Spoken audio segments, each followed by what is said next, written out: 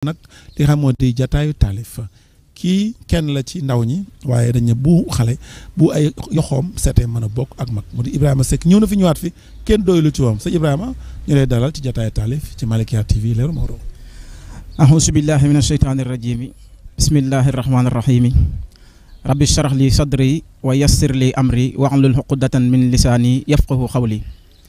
raditu billahi rabba wa bil islaami diina wa bi muhammadin sallallahu alayhi wa sallam nabiya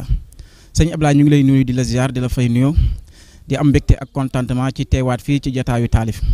di wax Sénégal ak àddina yàlla na fi jàmm yàgg amiin fépp fu waay mën a nekk yàlla na la sunu borom defal jàmm amiin yàlla na nu yàlla musal si jommi ak jàmmaarloo